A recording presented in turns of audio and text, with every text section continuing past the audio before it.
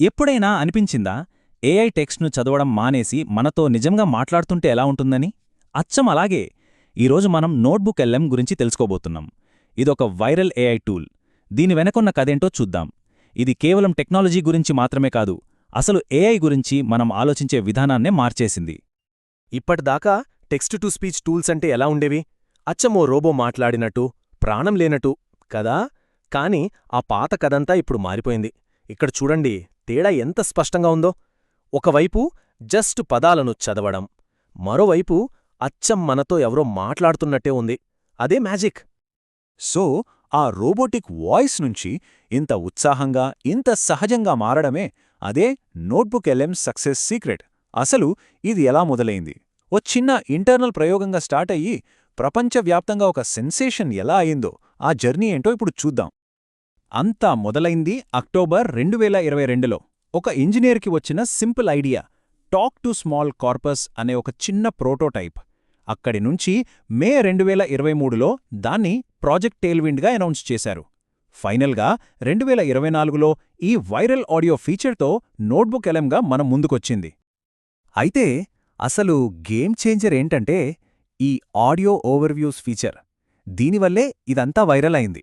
ఎందుకంటే ఇది మామూలు డాక్యుమెంట్లను కూడా చాలా ఆసక్తికరంగా ఉండే ఆడియో సంభాషణలుగా మార్చేసింది. అందరి అటెన్షన్ దీనిమీదే. జనాలు ఎంత క్రియేటివ్గా ఆలోచించారంటే వాళ్ల రెజ్యూమేలు, లింక్డ్ఇన్ ప్రొఫైల్స్ అప్లోడ్ చేసి వాళ్లకోసమే ఒక పర్సనల్ హైప్ మెషిన్ తయారు చేసుకున్నారు.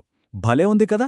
అంటే ఈ టూల్ ఎంత ఫన్గా, ఎంత స్పెషల్గా ఉందో దీనిబట్టే అర్థమవుతుంది.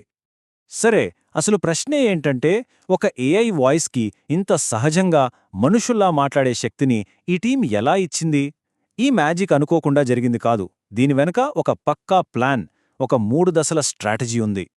ఏఐ సౌండ్ని ఇంత హ్యూమన్గా మార్చడానికి వాళ్లు 3 కీలకమైన ఇంగ్రీడియంట్స్ మీద ఫోకస్ చేశారు. వీటివల్లే ఆడియో కేవలం ఒక సమ్మరీలా కాకుండా వినడానికి సరదాగా ఉండే ఒక సంభాషణలా అనిపిస్తుంది.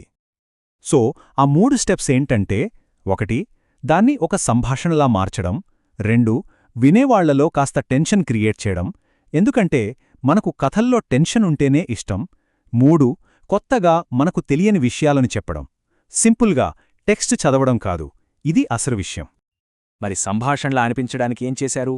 వాళ్లు మనుషులు మాట్లాడేటప్పుడు వచ్చే చిన్న చిన్న తడబాట్లను, అంటే అవునా, ఓహో అనడం, మధ్యలో కాసేపు ఆగడం, ఇలాంటి వాటన్నిటినీ నేరుగా ఆడియో మోడల్లోనే పెట్టేశారు. ఇవి స్క్రిప్ట్లో ఉండవు, వాయిస్లోనే ఉంటాయి. అద్భుతం కదా. ఇక 3వ ఇంగ్రీడియంట్, కొత్త విషయాలు చెప్పడం. ఇది కొన్నిసార్లు చాలా ఫన్నీగా కూడా ఉంటుంది. అసలు ఏఐకి సెన్స్ ఆఫ్ హ్యూమర్ ఉంటుందా? ఏఐ జోక్లు వేయగలదా? అంటే కొన్నిసార్లు సమాధానం అవును అనే చెప్పాలి. ఉదాహరణకి, ఎవరో సరదాకి చికెన్ చికెన్ చికెన్ అని రాసిన్న ఒక పీడిఎఫ్ని అప్లోడ్ చేశారు. దాన్ని అనలైజ్ చేసి ఏఐ ఏం చెప్పిందో తెలుసా? ఇందులో ఒక కేఎఫ్సి బఫెలో కన్నా ఎక్కువ చికెన్ ఉంది అని. భలే ఫన్నీగా ఉంది కదా. ఓకే, ఈ క్రియేటివిటీ, ఈ సక్సెస్ అంతా కేవలం కొన్ని ఫీచర్స్ వల్ల రాలేదు.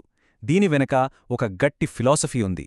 ఏఐ ప్రొడక్ట్స్ తయారు చేసేటప్పుడు వాళ్లు ఫాలో అయిన 5 ముఖ్యమైన రూల్స్ ఉన్నాయి. అవేంటో చూద్దాం. ఏఐ ప్రాడక్ట్ మేనేజర్ల కోసం ఈ 5 రూల్స్ చాలా కీలకం.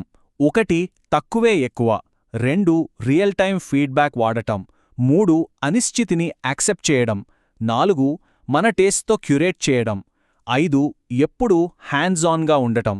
అంటే టెక్నికల్ ఆప్షన్స్ మీద కాకుండా యూజర్ ఎక్స్పీరియన్స్ ఎలా ఉంది, వినడానికి బాగుందా లేదా అనే దానిమీద ఎక్కువ దృష్టి పెట్టారు.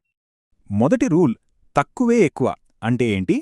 వాళ్ళు ఫస్ట్ వర్షన్ రిలీజ్ చేసినప్పుడు అందులో ఒక్క కస్టమైజేషన్ ఆప్షన్ కూడా లేదు. టెంపరేచర్, టాప్ కే లాంటి టెక్నికల్ సెట్టింగ్స్ ఏమీ లేవు. ఒకే ఒక్క బటన్, జనరేట్, అంతే.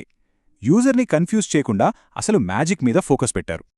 ఇక రెండోది ఫీడ్బ్యాక్. వాళ్ళు డిస్కార్డ్ ప్లాట్ఫామ్లో ఏకంగా 67,000 మంది యూజర్లతో ఒక పెద్ద కమ్యూనిటీని క్రియేట్ చేశారు. వాళ్ల నుంచొచ్చే ఫీడ్బ్యాక్ ఎంత వేగంగా ఉండేదంటే కొన్నిసార్లు వాళ్ల ఇంటర్నల్ టెస్టింగ్ కంటే ముందే ప్రాబ్లమ్స్ తెలిసిపోయేవి. 4వ రూల్, అభిరుచితో క్యూరేట్ చేయడం. ఇది చాలా ఇంట్రెస్టింగ్గా ఉంటుంది. వాళ్ల ఫిలాసఫీ ఏంటంటే ఒక ఆడియోని ప్లే చేసి 10 సెకండ్లలోనే ఆపేశారంటే అది మంచి సైన్ కాదు. అది బాగోలేదని చెప్పడానికి పెద్దగా డేటా అనాలిసిస్ అవసరం లేదు. వాళ్ల సొంత జడ్జ్మెంట్ని, వాళ్ల టేస్ట్ని నమ్మారు, అంతే. రైట్, ఇదంతా బాగుంది. మరి నోట్బుక్ ఎల్ఎం సక్సెస్ మనకు ఏం చెప్తోంది? ఏఐ భవిష్యత్తు ఎలా ఉండబోతోంది? సమాచారంతో మన సంబంధం ఎలా మారబోతోంది? ఇక్కడ మనం నేర్చుకోవాల్సిన అసలైన పాఠమొకటుంది. ఏఐ యుగంలో సక్సెస్ అవ్వాలంటే కేవలం టెక్నాలజీ ఉంటే సరిపోదు. దానికి క్రాఫ్ట్, టేస్ట్, ఇంకా ఒక స్ట్రాంగ్ పాయింట్ ఆఫ్ వ్యూ ఇవన్నీ చాలా ముఖ్యం. ఒక అనుభవాన్ని గొప్పగా మార్చగలగడమే అసలైన స్కిల్. మనమొక కొత్త ప్రపంచంలోకి అడుగు పెడుతున్నాం. ఇప్పటిదాకా కంటెంట్ని క్రియేటర్ ఏ ఫార్మాట్లో ఇస్తే మనం అదే ఫార్మాట్లో తీసుకునేవాళ్లం. కాని ఇకపై అలా కాదు. మనకు నచ్చిన ఫార్మాట్లో మనం దాన్ని మార్చుకోవచ్చు. ఉదాహరణకి ఆఫీస్కి వెళ్లే దారిలో ఓ పెద్ద రిపోర్ట్ని మనకు కావాల్సినట్టు 15 నిమిషాల పాడ్కాస్ట్లా మార్చుకుని వినొచ్చు. అది పర్సనలైజేషన్ అంటే. ఇది మనల్ని ఒక ఆసక్తికరమైన ప్రశ్న దగ్గర వదిలేస్తుంది. ఒకసారి ఆలోచించండి. ప్రపంచంలో ఉన్న ప్రతి పుస్తకం, ప్రతి ఆర్టికల్, ప్రతి రిపోర్ట్ మనతో మాట్లాడగలిగితే, ప్రతిదానికి ఒక పర్సనల్ సంభాషణ భాగస్వామి ఉంటే, అప్పుడు ఇంకెన్ని కొత్త అవకాశాలు పుడతాయి?